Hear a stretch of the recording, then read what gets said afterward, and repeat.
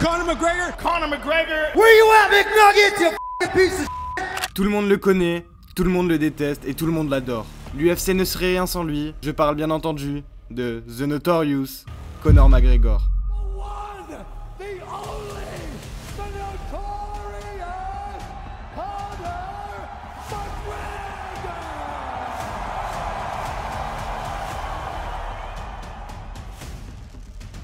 Conor McGregor, surnommé The Notorious, est une figure emblématique de l'UFC, ayant été à la tête d'affiche de 8 des 10 plus grands événements de l'histoire de l'organisation. Connu pour son talent exceptionnel, sa discipline rigoureuse et sa détermination à réussir, McGregor a également fait des vagues en dehors de l'octogone grâce à son sens aigu des affaires. Il a construit un empire économique impressionnant, se démarquant nettement des autres combattants de l'UFC. Il a su capitaliser sur sa popularité et monétiser son pouvoir d'attraction de manière inédite, ce qui lui a permis de devenir non seulement l'athlète le mieux payé de l'UFC, mais aussi l'un des sportifs les mieux rémunérés au monde. En 2020, McGregor a même surpassé des stars comme Lionel Messi, Cristiano Ronaldo, LeBron James et Lewis Hamilton en termes de revenus. Pourtant, ça n'a pas toujours été le cas. C'est dans les quartiers modestes de Crumlin, à Dublin, qu'est né Conor McGregor. Ici, dans les rues d'une ville les plus vivantes d'Irlande, un jeune garçon allait entreprendre un voyage qui le transformerait en une superstar mondiale du MMA. Conor Anthony McGregor est né le 14 juillet 1988 du ventre de sa mère avec les poings serrés, et la sage-femme se tournera vers le père et lui dira en rigolant que ce petit deviendra boxeur. Certes, il n'est pas devenu boxeur, mais ses poings serrés vont faire fermer beaucoup de bouches, au sens propre comme au figuré. Conor McGregor a grandi dans une famille modeste à Crumlin, un quartier ouvrier de Dublin. Il a grandi avec ses parents et ses deux sœurs. Son père Tony McGregor, lui, était chauffeur de taxi. Dès son enfance, Conor se démarquait par sa forte personnalité et son tempérament agité. Passionné de football et supporter de Manchester United, il a dû faire face à la violence et l'insécurité de son quartier, où il a souvent été intimidé et harcelé. Pour se défendre, Conor a commencé à pratiquer la boxe à 10 ans au Crumlin Boxing Club, sous la direction de Phil Stuckliff. Il s'est rapidement distingué par son assiduité et son efficacité en contre-attaque. La boxe est devenue une passion, puis une obsession pour lui, le conduisant à remporter des titres dans des compétitions amateurs. À 15 ans, il s'est également intéressé à la lutte et au grappling. En 2006, sa famille a déménagé à Lucan, en banlieue de Dublin, un changement difficile pour Conor qui a perdu ses repères. Cependant, ce déménagement lui a permis de se concentrer davantage sur les sports de combat. Au lycée, il a rencontré Tom Megan, pratiquant de kickboxing et d'arts martiaux mixtes, qui l'a initié au MMA. Abandonnant l'idée de poursuivre ses études, Conor a commencé une formation d'apprenti plombier, travaillant jusqu'à 12 heures par jour avant de s'entraîner le soir et de participer à des compétitions le week-end. Réalisant qu'il ne voulait pas suivre la même voie que les plombiers de l'âge de son père, il a décidé de se consacrer entièrement au sport de combat. Son ami Tom l'a introduit à la SBJ, un centre important du MMA irlandais dirigé par John Kavanagh. Là, il a rencontré et s'est entraîné avec Owen Rowdy, un des meilleurs combattants irlandais. Mais c'est sa rencontre avec John Kavanagh qui a été déterminante, posant les bases de son futur succès dans le MMA. À 18 ans, Conor McGregor fait ses débuts en MMA dans une petite ligue en Irlande. Son premier combat officiel a lieu en 2007. Bien qu'il ait perdu ce combat, sa résilience et son talent brut étaient évidents. Et il n'a pas tardé à rebondir, remportant rapidement plusieurs combats consécutifs. Son style agressif, sa confiance en soi et sa capacité à effectuer des KO spectaculaires lui ont rapidement valu une réputation sur la scène locale du MMA. Kavanagh a vu le potentiel dans McGregor et a joué un rôle déterminant dans le raffinement de ses techniques et dans sa préparation mentale. Sous sa tutelle, McGregor a développé un style de combat polyvalent, combinant son arrière-plan en kickboxing avec des compétences en grappling et en jiu-jitsu. C'est en 2012 que McGregor remporte son premier titre majeur en MMA, devenant le champion poids plume de la Cage Warrior Fighting Championship. Il a ensuite pris le titre poids léger, devenant le premier Irlandais à détenir simultanément 2 titres dans 2 divisions différentes. Ces victoires n'étaient pas seulement une preuve de son talent, mais elles ont également attiré l'attention internationale, pavant la voie à son entrée dans la plus grande arène de MMA au monde, l'UFC. Avec l'Irlande et l'Europe à ses pieds, McGregor était prêt pour le prochain grand défi. Mais personne n'aurait pu prédire l'impact énorme qu'il aurait dans l'UFC et au-delà. Je vous remercie pour les 1000 abonnés atteints aussi vite, et pour ceux qui découvrent ma chaîne, sachez qu'on vise maintenant les 10 000 abonnés, donc si la vidéo vous plaît, n'hésitez pas à vous abonner. Mais revenons-en à Conor. Il fait maintenant son entrée tant attendue dans l'UFC en 2013. Cette nouvelle étape marque le début d'une ère exceptionnelle, non seulement pour lui, mais aussi pour l'UFC.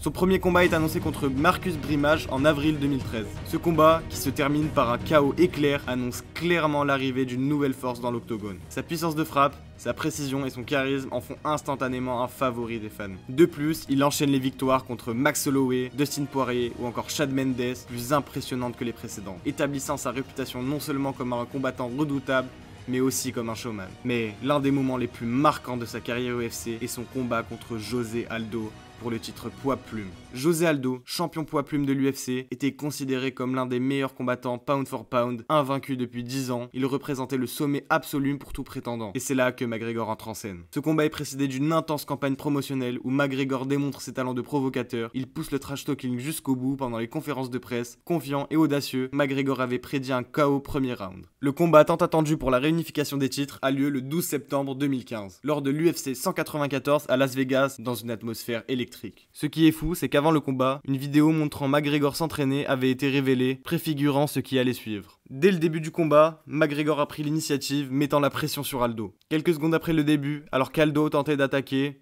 McGregor est riposté avec une gauche fulgurante, assommant le Brésilien avec une précision et un timing parfait. Cette victoire en 13 secondes est devenue le KO le plus rapide dans un combat de championnat de l'histoire de l'UFC. Conor a ainsi mis fin à un règne de plus de 1848 jours et à une série d'invincibilité de presque 10 ans, s'établissant comme le premier champion irlandais de l'UFC. Cette victoire spectaculaire établit McGregor non seulement comme un champion de l'UFC, mais aussi comme une superstar mondiale. Le prochain adversaire de Conor McGregor était Nate Diaz, connu pour son style bagarreur et son attitude au trash talk. L'UFC a vu dans ce duel une confrontation idéale entre les deux combattants charismatiques. Pour McGregor, c'était un défi majeur car il affrontait un combattant plus grand, plus résistant et compétent en combat debout comme au sol, en plus de changer de catégorie pour combattre chez les welterweights.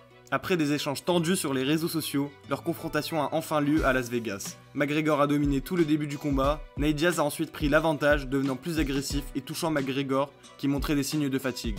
Finalement, Diaz a réussi à placer un étranglement arrière, obligeant McGregor à taper. Après cette défaite, une revanche a été rapidement organisée, vue comme une opportunité lucrative pour l'UFC et une chance pour Conor de s'adapter dans la catégorie des welterweights. Leurs échanges verbaux avant le combat sont devenus légendaires. Dans cette revanche, McGregor a pris l'avantage au début, mais Diaz a repris le dessus dans le troisième round, semblant proche de répéter le scénario du premier combat. Cependant, Conor a fait preuve de résilience et a dominé les derniers rounds, remportant la victoire par décision unanime.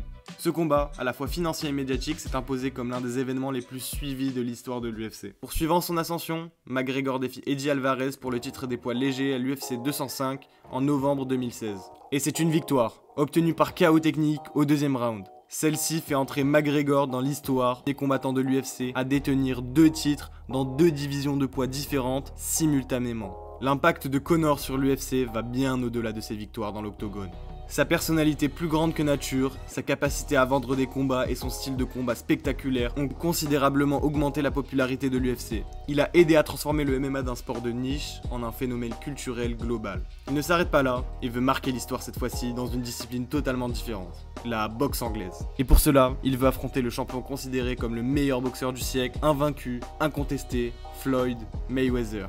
Le combat, largement appelé The Money Fight, s'est déroulé le 26 août 2017 et a suscité un intérêt mondial. Avant même que les coups ne soient échangés, la bataille s'est jouée lors de conférences de presse et dans les médias. McGregor a déployé son talent légendaire pour le trash talk, il l'a taquiné, provoqué et défié Mayweather avec son éloquence et son humour acerbe. Transformant leur affrontement en une guerre de mots captivante, McGregor a utilisé chaque occasion pour se moquer de Mayweather, jouant sur leurs différences d'âge, leur style de combat et même leur richesse. Cette guerre verbale a non seulement chauffé l'atmosphère, mais aussi contribué à faire de ce combat l'un des plus attendus de l'histoire.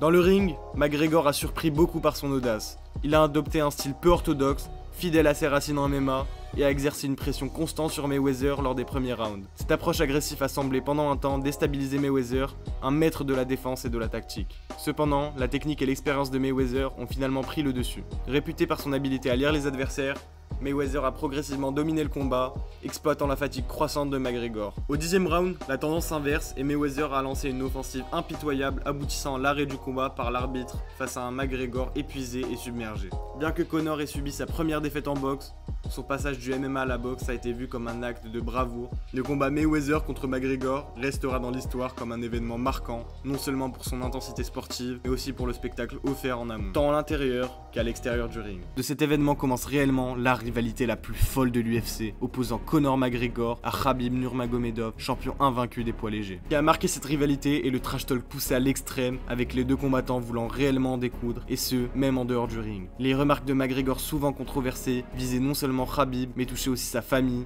sa religion et ses origines, enflammant les tensions à un niveau personnel très profond. Khabib, connu pour son stoïcisme, n'a pas tardé à riposter. Ses réponses, bien que moins théâtrales, étaient tranchantes et directes, promettant de faire payer McGregor pour ses paroles lors de leur confrontation dans l'octogone. L'animosité entre les deux combattants était palpable, à chaque apparition publique, transformant chaque conférence de presse, chaque interview en un champ de bataille verbal. Mais le point culminant de cette guerre des mots s'est produit lors de la conférence de presse d'avant-combat de l'UFC 229. McGregor, fidèle à son style, a lancé une série d'insultes, cherchant à déstabiliser Khabib avec son arrogance habituelle. Cependant, il est resté imperturbable, répondant calmement avec une fermeté qui trahissait son intention de régler leur compte dans l'octogone. Leur affrontement tant attendu à l'UFC 229 arrive et chaque coup porté par Khabib semblait être une réponse à chaque insulte lancée par McGregor. Chaque mouvement dans l'octogone montrait la haine que les deux ressentaient envers l'autre. Quand Khabib était au-dessus de lui, et pendant qu'il lui balançait une rafale de coups de poing, il parlait même à McGregor en lui disant « Parle maintenant !» Finalement, Khabib finit par dominer McGregor et le soumettre au 4e round. La rivalité devait s'arrêter là, mais là, Khabib pète un plomb et se jette sur l'équipe de McGregor. De là, se déclenche une bagarre générale entre la team de Khabib et celle de Conor. Après que la sécurité soit intervenue, Conor repart dans les vestiaires totalement dépité. Il venait de subir sa première vraie défaite qui lui laisse encore aujourd'hui un goût très amer. La carrière de McGregor a également été marquée par plusieurs controverses et problèmes légaux. Des incidents hors de l'octogone, notamment des altercations physiques et des arrestations, ont souvent fait les gros titres, projetant une ombre sur ses réalisations sportives. Il revient quand même après 2 ans, affronter un vétéran de la catégorie, Donald Cerrone, qu'il va piétiner en seulement 40 secondes. Il affrontera ensuite Dustin Poirier, combattant contre qui il avait déjà gagné auparavant, mais malheureusement, il perd le combat. L'UFC organise quand même une 3e rencontre en 2021, mais cette fois-ci, McGregor perd encore. Depuis ce combat, c'est le silence radio. Il a disparu de la scène compétitive et n'a plus combattu depuis. Malgré tout cela, McGregor a construit un véritable héritage pour l'UFC avec ses interventions et son trash talk, que ce soit en bien ou en mal. Personne ne peut le nier, Conor McGregor a laissé une trace indélébile à l'UFC. Malheureusement, il y a très peu de chances qu'il fasse son retour, à moins que...